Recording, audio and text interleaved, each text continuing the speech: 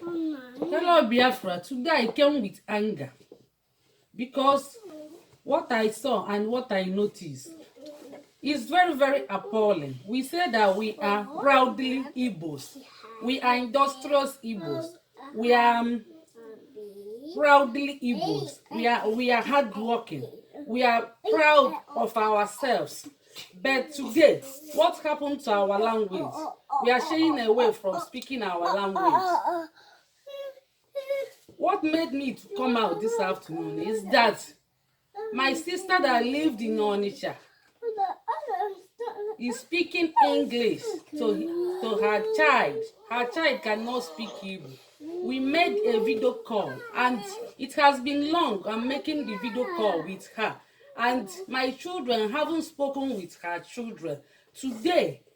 I made a video call again and her children came out to speak with my children, and I said to them, okay, speak with children, speak in my native language so that my children will know, yes, this is their sister and brother who can speak Igbo very fluently as per those who live in Biafra land. Do you know that these children, they can't talk. They are just looking and moping. I say, what is wrong? They say these children cannot speak Igbo. I don't know what to do. I'm short of words. That's why I came out with anger to correct our people. Now, our language is fading away. Who will represent us? Who will replace us when we are gone? Very, very sad. Sad indeed. Ọkwụnụ si na unu bụ Igbo ndị ọma. Ọkwụnụ si na unu na-eme nganga. Unu na-eme ngala. Na onwe unu juru unu afọ na unu na-agba mbọ.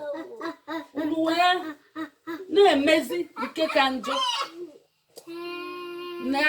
Na-anya ka ngwungwu. Mma ebidozie weli itali pịawa unu. Ịmara gwa unu okwu tara akpụ because o tege ka eji egwuli egwu. Unu chee na-egwuli egwu, anyị na-eme ya ka egwuli egwu. Unu chee na anyị na-egwuli egwu. Anyị na-agba egwuli egwu, anyị na-emebi ya ka egwuli egwu. Anyị chee na-egwuli egwu, a na-amụ amụ na-akụ aka. Ọ bụrụ ihe nkụ aka ma ọ bụ mụọ amụ, ọ ihe bara uru. Nke bụzi na nwanne fụ nwanne ma ọ mazị ya. Onwezi onye na-enye nwa ya afọ Igbo, onwezi onye na-asụrụ ụmụ ya Igbo. Nwanne m nọ n'Ọnịcha. Ọnịcha nke anyị kwa anyị karapụ mbọchị ka nwa ya maazị kwasị Igbo apụta ụmụ m pụta ka onye na ụmụ ya sụzie Igbo na video call. Ụmụ ya na-enezi anya ka onye dara obi. Mmasị kedu ihe na-emezi, kedu ihe na-eme? Asị na ụmụazị ya ama kwasị Igbo n'Ọnịcha nke dị nso n'ala Igbo. O nwere ka ọ bụrụ ihe jọgburu onwe ya. O sigburu udene o sigburu udene ma jọgbuo nkapịa. Aka njisi ka m bịa gwa unu okwu onye na-eme ụdị omume dị one ka ọ kwụsị ya. Ọ bụrụ ya bụ nganga. Ebe anyị n'ọbụba obodo ndị ọcha, anyị ejego training, akpọ anyị gwa anyị, papa nnekwu dobe ijizi na-emechi iru, debe Biafra flag. Asị m na m bịa nkwu okwu Igbo taa, chọrọ m bịa nkwu okwu Biafra, mana abịa m ikwu okwu nwa m bịa wetebe Biafra flag. N'ụlọ anya na-ejebe ọjụ si na ọ ga-eji Biafra flag. So onye jide Igbo ka m bịa ngwa okwu taa. Igbo bụ Igbo. Ọkwụnụ si na unu bụ Igbo bụ Igbo. Onwe onye abụrụ Igbo bụ Igbo. Igbo bụ Igbo amara asụ Igbo. Ọ na-abụzi onye Igbo ka a ga-akpụ ya. Oke nwa rafu nwa aka, rafu ya anya febe Biafra flag. Ọkwa ọ si na ọ chọọ Biafra flag. Rafuli anya maka iwe na-ewekwe m. Unu kpasukwe m iwe, nwere iwe nji bịa nkwu okwu dakwasị unu. Ịghọtago? Nebe anya ka nkwu okwu nchọ okwu maka unu na-anụ ya, ka unu nụrụ ya na ntị, maka unu aka peke. Ihe m na-ekwu bụ na o nwere training na anyị je akpọli ya Belonging Child. Ndị nkụzi kụziere anyị. O nwere nwaanyị Igbo, ọ bụ my weakness, Ifeọma Biafra, o sokwe gaditin. Wee gwa anyị si anyị onye ọcha na-akụzi, onye Britiko ebe a Britain wee si na o kwesịrị bụrụ ihe ziri ezi anyị nalu anyị kụzibere ụmụ anyị asụsụ anyị. na ọ dị mkpa nne na nwa na-asụ asụsụ na-abụ na ọ na-ati advantage ozukwuo ito na ọ dị mma anyị adịzina na-asụrụ ụmụ anyị oyibo o wee gbachicha anyị doo anyị aka na ntị especially ndị Igbo si anyị naba many tribes bịakwuru dia agwachicha afa many ethnic group they came there and they lectured us on the need to speak language, our native language, to our children, and they had it. But when we get home, we started speaking English again. We switched to English again. Oh, Joka, kedu onye aya akọlụ nke anụ m nke ka nnụcha kịta anyị si ụka nata kịta anyị anyị phone wee kpọọ video call ihe a wee mee wee si mba ka m were iwe na iwe m maka efe m n'isi wee zọọ ụkwụ n'ala wee gbaa n'aka wee si gịnị unu na-ekwu ụla ka onye papa nnekwu dobe flag oke ọ na-elizi ihe onye mụ anya o nwee ka ọ dị ọkwa ndị Spain ma ụmụfa ma agadi nwoke ma obele nwa fancha ka na-asụ Spanish ndị Itali ma agadi nwoke ma ụmụfa fancha fa na-asụkwa ndị nọ ebe a doctors, nurses, engineer, accountant fancha ma nwafe eku n'aka ka na-asụkwa Italian na-asụ English ndị Yoruba the same thing nwafe eku n'aka ma agadi nwoke fa ma agadi nwaanyị ka na-asụkwa English luo taa maka na ihe ndị ekwuli ebu onye kpọọ bịa mkpọkọrọ ewelie kpobe ntụ unu akpọgo n'asụsụ unu mkpọkọrọ maka ihe ndị ekwuli ebu na ọ dị ka inferiority complex na-enye unu nsogbu maka onwere ihe bind the people together than language. Nothing bind people together, nothing unite people together more than language. When you see somebody that can speak your language, your native language, you feel at home, you feel safe on his hand, in his hand or her hand. You feel at home. It used to happen to me. I love my language. I love myself. I love my people. Whenever I see them speak, I will try to let them know that you are my sister. I will approach them and tell them, oh, my sister, where do you come from? I'm from your place. Let's have a handshake and interact. I don't hide my identity. So, onye na-hide the identity, asụsụ anyị bụkwa identity anyị, onye na-hide ya, ịma na o nwere ugly skeleton. Papa nnekwu bịa akụ. Onye na-ezu ezu, ịma na o nwere ihe ọ na-hide. Because ebe anyị nọ, papa nnekwu cheli. Bịa ka m kwuru. Na-egekwe ntị, oke ebiekwa maka iwe na-ewekwa mmiri nne o. Eziokwu maka na ama m ulu bala n'asụsụ ebe anyị nọ anyị bibu Holland wee sie wee bịakwa ebe anyị bịa ihe m na-agwa gị bụ na m elute ebe a ndị Igbo niile mfu bụ ihe na-enyere m aka onwekwa onye ọzọ na-enyere m aka o ejee na job center mụ na ụmụ m soro anụ Igbo onye Igbo na ebe ahụ ebinyite si ha ụmụ nwanne fe ebido nyebe aka sụọla anyị ụzọ mee ọga ọsọ ụmụ m na-enye nsogbu fesolu na-enye aka anyị ji ụlọ ọgwụ onwe ndị nọọsụ ma health visitor ma ihe anyị lukwefa ya emi ọsọ nabata anyị like anyị jekwa ma na supermarket anyị na-asụkwa na-aga ndị na-alekwa afịa ebe ahụ kashia chelu Ebubechukwu chegodili cheli ọkwa ngwa unu na iwe na-ewe m maka mma ejikwa iwe wee dakwasị unu mma ejikwa iwe na-enwe m wee dakwasị unu jos gere ntị so ndị na-alụ doctors ma nurses ma health visitors ndị niile m bịakwutego bụ onye Igbo ihe niile m kwesịrị ka akọwara m ya ihe niile kwesịrị ka alụ efe alụrụ ya lụọ onye awala express kpọọ m na fon gwa m nke na-eme gwa m ụzọ m esi ka ọ wee balụ m onwere onye Yoruba gwakwa m ya onwere onye Hausa gwa m ya onwere onye ọcha gwa m ya na onye be anyị ya ka m ji ekwu na asụsụ a maka ọkwa mụ na ụmụ m na-aga na-asụ ọbụla identity anyị onye be anyị wee mmalụ na nnekwu ụmụ nwanne because onye ọbụla yiri ndị Jamaica nọ ndị Cameroon nọ ndị Uganda Rwanda bancha nọchi ebe a mana asụsụ ahụ bụ ihe nke bụzi na onye nọ n'ala Igbo nya ụmụ m nwa jeli wee n'ala Igbo wee sizie ka anya na ụmụ ndị nọ n'ala Igbo sụzie Igbo ọ bụziali ya bụ na onye nọ n'ala Igbo amazi asụ Igbo na onye sizi UK ga-abịazi kụzibele onye nọ na ụlọ na ana Biafra land ọ bụrụ na ọ nọ na Lagos kụzibelie Igbo kedu ihe a ga-akpọkwa na nke ihe a ga-akpụ ya amamihe ka nzuzu ọkwa nzuzu ka mma akpọkwa na ya o ihe abụkwa onye leli mma tụlụ ọbọ ihe anụnwa bụ onye nzuzu leli mma tụlụ ọbọ because ndị UNESCO epredict gokwa ihe a si na Igbo ga-anakwa na Igbo ga-anwụ n'oge na-adịrị anya eso na langweji alụrụ aka si na ọ ga-anwụ maka gịnị ka fa jikwuo fasili na o si nne na nna n'aka na fa na-azị akụziri ụmụ Igbo fa anaghị asụrụ ụmụ Igbo onwe dị ihe dịka nkụzi ọ bụrụ nkụzi ka ị ya akụziri ụmụ gị Igbo maka ịbụ onye Igbo nne gị bụ onye Igbo nna gị bụ onye Igbo olee esimọnụ unu nụrụ di na nwunye onye abụrụ onye Igbo asị ka akụzibe mana ebe nne na nna bụ onye Igbo o nwere dizi na unu ga-enyekwe m unu ji gasị na ụmụ unu asụrụ Igbo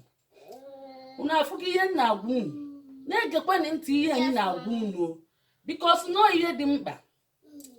so ndị UNESCO wee sị na Igbo Ghana Igbo language will die Igbo language will go extinct in less than 50 years ihe akapa predict na 2006 and anyị nọzi na 15 more years how many more years na ofias kwarụ ka oluo and that's in ọ bụ na check every measures any checks ọ bụ na check correct bịa na ọ ga-abịakwa na mmezu and ọ ya bụ fact and anyị bido kịta correct bịa ọ ya adịkwa mma mana ọ bụ na ebidoro kịta correct bịa ihe ahụ fa kwuru ga-abịakwa na mmezu ọ ga-eme anyị niile nọzi n'ụzọ ije anyị na-emekwa mitin Igbo anyị luo na mitin Igbo anyị na-asụ Igbo na-asụ Igbo oluzieni mgbe ahụ ziri Igbo ga-anazini onwezi onye ya abụzi n'onye Igbo ọrịa ka na aga ejebezi mitin Igbo ebe onwere onye na-asụ Igbo eluzie na mitin Igbo eweziela oyibo na-asụzini na mitin ahụ a ga-akpọzikwa ya Igbo mitin ka a ga-akpụ ya English mitin onwekwa onye English ka ihe a ga-akpụ ya English meeting oke nwa si nọ English mitin ka a ga-akpọzikwa ya ga-akpọzikwa ya Igbo maka na ndị ọcha anyị furu fa na-akwa respect onye nwere ihe eji kia mma ịghọtago onwekwe nke anyị mma ndị be anyị gụwachala isi injinia nurses prọfesọs niile eche m na fa ka aghọta uru asụsụ bara na-asụrụ nwapa mana ọfa ka ọ kazi n'isi ka asụba ka amala onye ọya aka njọ asụ please Americans I wanna go I wanna come you know you don't know what I mean okay we say ọkụ ya onwekwa onye amara asụ ihe menu bụ onye fuma nne ma ọnwa ya bido sụbakwali ya Igbo n'ife onye abụrụ onye Igbo ka iji gaa sụọ oyibo emela oyibo ka ịmụta ya debe na ọ dị mkpa ifu foreigners ka ibido sụba unu bidozie wee na-asụzili nwa unu na-asụrụ mama unu na-asụrụ mama unu ochie kapa wee kụọlụ unu aka ọkwụ ya onye na ọ na-azụ afịa ọ na-asụ oyibo onye n'ọnụ ubi ọ na-asụ oyibo onye n'ọnụ ugbo ọ na-asụ ọkwa ka e wee kụọ aka ka ọ ka eweli ewinite awọd ịmala ihe ejiri ya respect ndị Igbo zikịta maka onwere ihe unu jikarị ndị ọcha mma ọkwa ihu ndị Arab a na-asụ Arabic wewe ndị ọcha na-atụkwa egwu na-respect a na-preserve culture mana onwere ofu mkpụrụ ibe eji respect ndị Igbo atụ ndị Igbo egwu because bakpọlụ ọbafa gịnị mkpọkọrọ eweli wee na-ekpo ntụ onye ọbụla kpọrọ ọbịa gịnị mkpọkọrọ eweli ekpo ntụ unu aghọtaghị ihe m na-ekwu ọ jọgbukwere udene si gbuo nkakwụ o nwere ka ọ dị na ụmụazị na-asụzi Igbo ga-adụla nri o nwere ka ọ dị na generation anyị gal esteem generation anya wee nwa anyị bụrụ lost generation anyị azụkwa amụ anyị ọnya ụmụaka niile onwekwa onye nwere afọ oyibo ọ dị m si na agara abụ ya nche nọ egwuregwu emechekwa wee ghọta ya na o nwere ụlọ ọbala abụgodị sa afa gị ka akpọ nwanne gị eme gị anya abịa na ndị na-asị onye na-ekwu okwu ahụ Adaobi onye na-ekwu ya Ebube jidegodi aka n'ọnụ biko kedu ọ na-ebezili akwa wepụ ya aka n'ọnụ ya jiri aka ya jide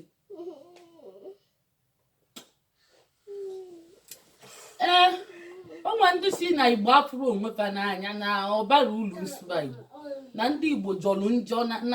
na akpọrọ onwe fa asị onwekwanụ onye na-asị na Igbo kpọrọ onwe ya asị na Igbo afụrụ onwe ya na ịmanụ onye ahụ jọrọ njọ ahụ na-esi isi maka na ike onye ji mmanye ka eji amanyeli bikos ime mmadụ mma onye ahụ ga-ejikwa onye ahụ isi wee manyeli ihe nna agwa gị bụ ọ bụrụ na iso na ndị na-ekwu ụdị ya ịmanụ gị nwa bụ ihe gbara ọrụ ịnalụ ijuba pilo gị ajụjụ jụrụ obili isi gị ajụjụ ijeli na eke nụọ ọgụ jee na nkwọ nụọ ọgụ jee na oye nụọ ọgụ ọ ndị afịa na-achọ gị okwu ka ọ gị na-achọ ndị afịa okwu na Igbo ibe gị jọrọ njọ na ọdị ịmanụ gị nwa jọrọ njọ ị na-eme expect too much and ị chọrọ inyere mmadụ aka ịchọkwa ịbara onwe gị uru ị na-eme expect too much iji asị na Igbo kpọrọ onwe fasị onye ka ị na-enyere aka nke nwa na-ekwu ihe a na onwere onye na-enyere Igbo adịghị enyere onwe fa aka onye ka ị na-enyere aka ịma na ịdịrị lezi and ịgbara ajọ ma ọ bụrụ na iso ekwu ụdị asụsụ dị one ahụ yes o nwere ndị gbara ajọ ma ọ bụrụ ya ka iji ya na-ejeneralize onye ọbụla si na Igbo ajọka na ọjọka o nwere Igbo jọrọ njọ kpọrọ onwe fasị ọ bụrụ na iso ekwu ụdị okwu ahụ ịma na ọ gị nwa bụ ihe gbara ọlụ ahụ bikos imerụ mmadụ ibe gị mma o mee gị njọ ọdụ onwe ndị na-eme njọ imegodipa mma ka eme gị njọ na onye mee gị njọ ịchala onye ahụ ma ihe ga-asịzi nọ Igbo niile bikos ebe niile a na-anụkwa ọgụ Awụsa na onye na-eme ihe ahụ ndị Awụsa na ngwa gbogobe enu rafi aka gbogobe enu maka ọcha ọzọ ịnọ ya gbogobe enu ndị ọbụla na-anụ ọgụ n'onwe fa emechekwa ekpedo di na nwunye na-anụ nne na nwa na-anụ onwere ebe ọ tọrọ ute onwere ndị mechecha akụ ọlụfa aka ụfọdụ si na ndị Biafra ga-egbusisi onwe ya na ha na-anụ ọgụ na-ese okwu onwe onye chichacha n'ụwa akụọli aka Donald Trump na ndị nke na-anụ onye na-emekwa mma a na-akpụ ya n'ọkpa si na ọ mara eme ndị mgbe Theresa May na-eme adọlide nwaanyị mmadụ ọrụ zain ya n'ike ngwa gbogobe elu iche na nna egwulibu egwu ana m egwuli egwu Adaobi jee tinye na bed ka ị bịa jee tie agịdịgba nwa na bed maka ọ chọrọ ige ntị n'ihe anyị na-ekwu ya gbogobegodi bikos mma eji iwe na-enwe m wee dakwasị ya mgbe ahụ asị na ma eme na ma na-emeke so ihe m na-ekwu ihe bụ onwebụ onye chichacha akụọli aka n'ụwa asị na ọchịta ọkụ ụwa dị anya na-agachago ngacha ọ bụgodị ndị Jizọs bịa ịzọpụta mmadụ ndị obi ịzọpụta gbulie si na o metere ọfụma ma ndị na-asịsị si n'ụgbọala si n'ụgbọ ọgụ Biafra anụ na otega ji ekwu okwu na okwu akarịa na anyị chọrọ akshọn ịmara na information is power information ọ bụrụ na agwara kapa mata ndị na-agwa okwu ọ bụrụ na ị gwarakwa okwu ọfụma kapa mata ihe ị na-ekwu iduchi ọbịa ndị ahụ gị na-achọ ịzọpụta ga-egbu gị ịmara tọn against you okwu a na-ekwu amaka ka onye ọbụla wee ghọta ya sikwuwegodi okwu ahụ bikos papa nnekwu ihe ejide ọnụ gị aka ngwazide aka n'ọnụ papa ị chọrọ ijide aka n'ọnụ sikwuwegodi okwu ahụ okwu ka a na-aga ekwube ọ na-adị mmadụ mee gị ihe ichie nye warning na mbụ chie nye ịbọ chie nye ịtọ before you take action na mmadụ mee ihe ofu iwe take action ịma na imetere asị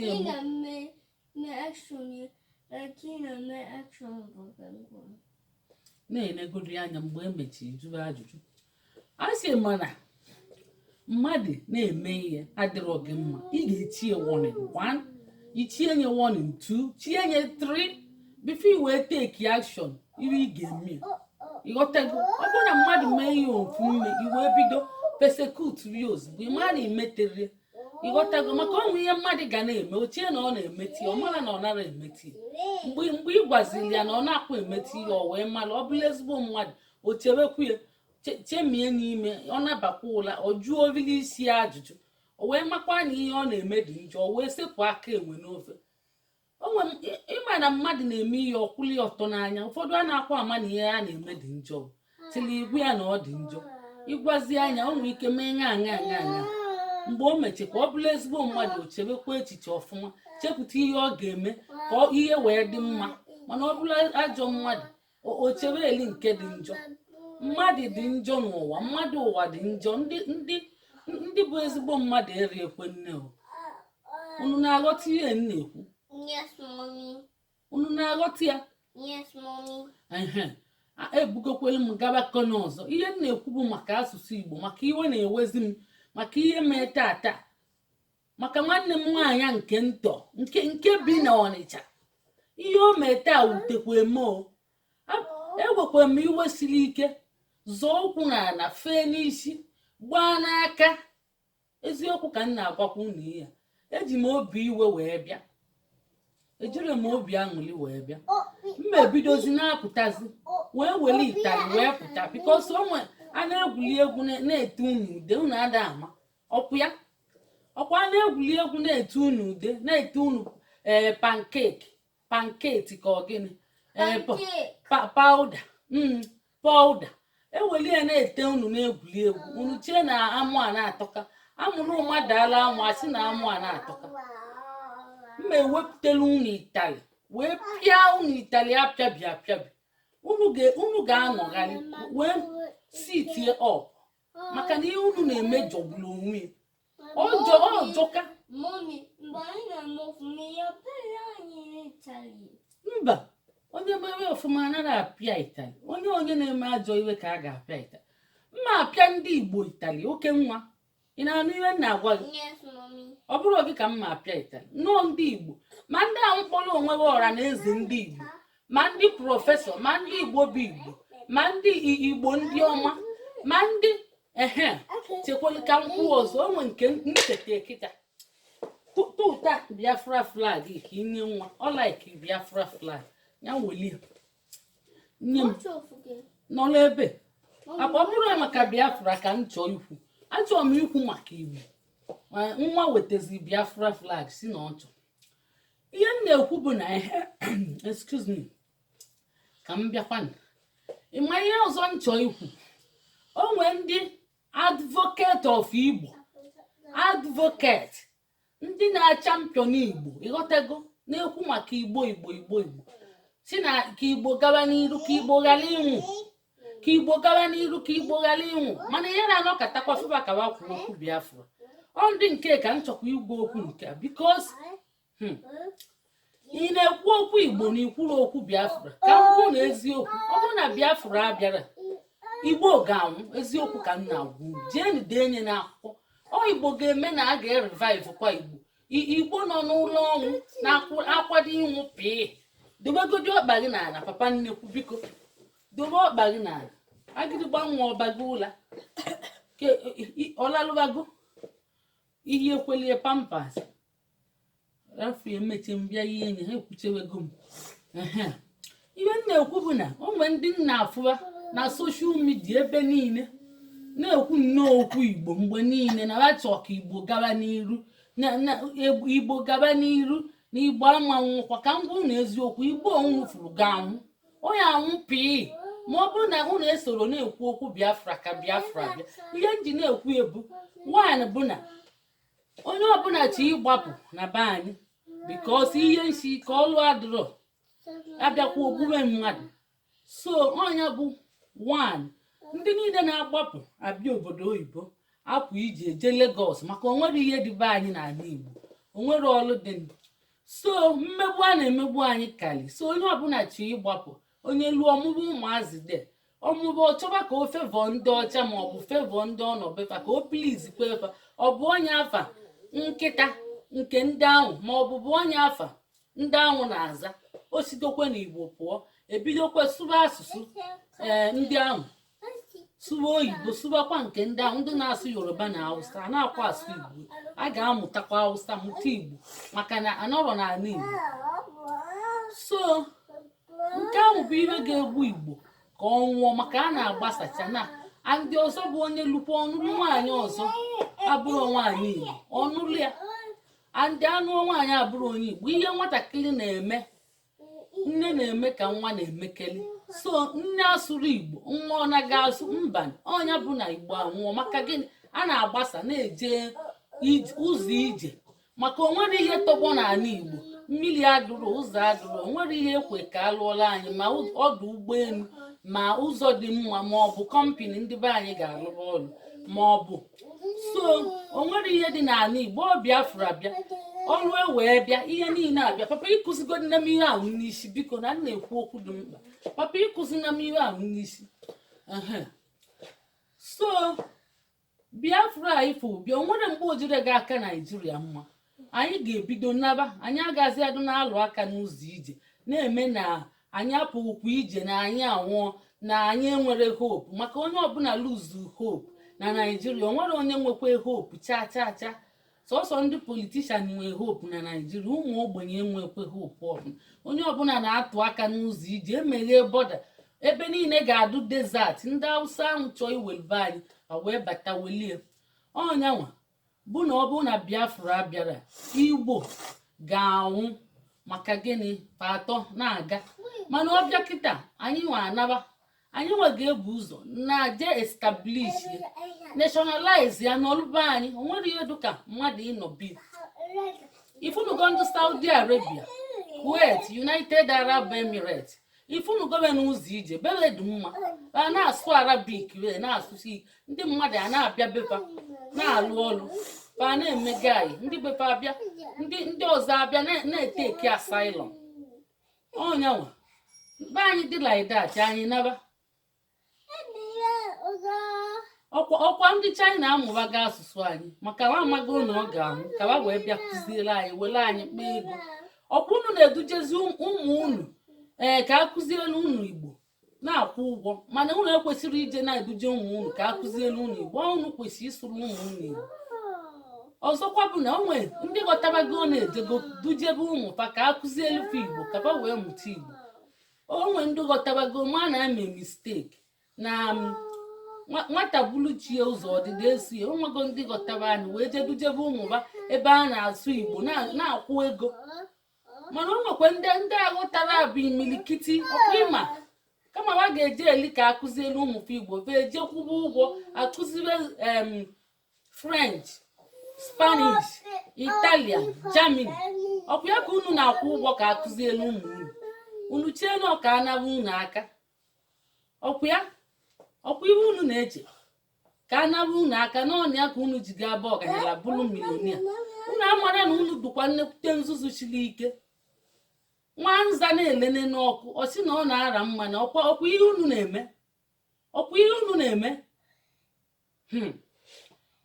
ọkwa anya anyị ji afụ unu na-alụ unu aka o miri emi ọ bụ na unu echeghere ihe ga-eme unu ọkwa unu na-eje sọsọ ebe a na-eme pati esheki ukwu ka unu wee show off ka unu zukọ na unu belong ihe na-agwa unu bụ inferiority complex na-enye unu nsogbu onyenwa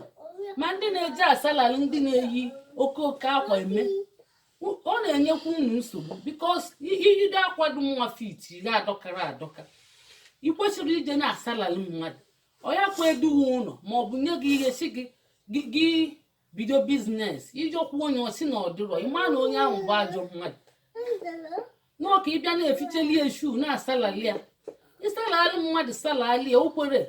enye gị ihe ka ibido nke gị ma ọ na ịyọli ya si anya nyeli ya aka osi na ọdịrọ chacha ma na onye ahụ bụkwa ajọ mmadụ ị na-afụkwa ya ọ na-anya moto na-eme ife ego na-agha ego na okeshọ isizi anya ya nye gị obere ego ka ị wee join ya ọjụ ịma na ọ bụ ajọ mmadụ ịchalịa ịma na ịchọ ọ chọọ ka ịtọ na isisi wee ruo ụka ka igbe na-agbaghị na-agbaghị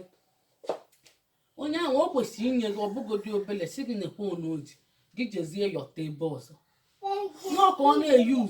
na-eyuzu gị 5,000 nkịtị ị ga-eje gbunwulie mmadụ maka 5,000 o meghe agụụ. In short, iwe na-ewegodi ma Adaobi ị nwere okwu ị ga-ekwu ka ịgwagodi ndị Igbo okwu ọ bụrụ na ị ga-emetụ ndị Igbo iru ndị nụnwasị naba bụ ọra na eze ndị Igbo ma prọfesọ na-amara asụ Igbo onye Igbo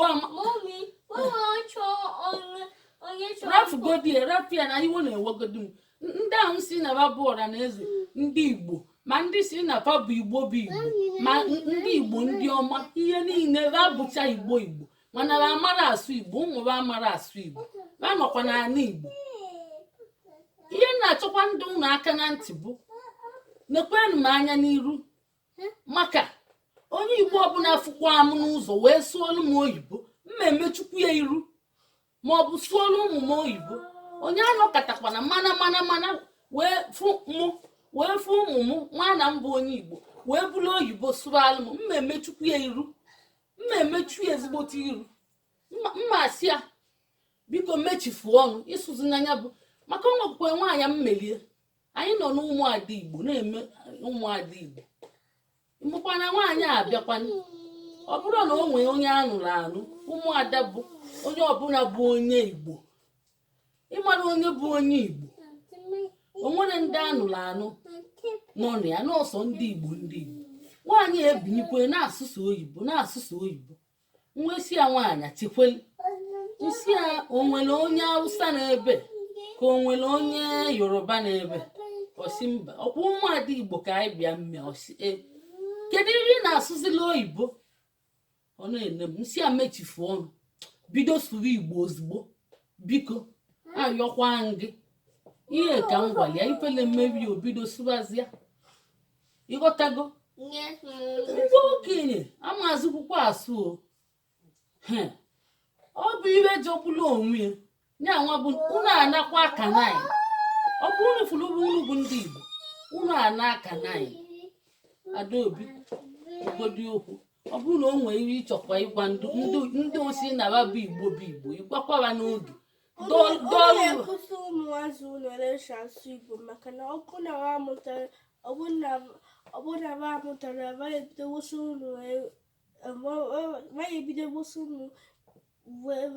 unu iwe maka na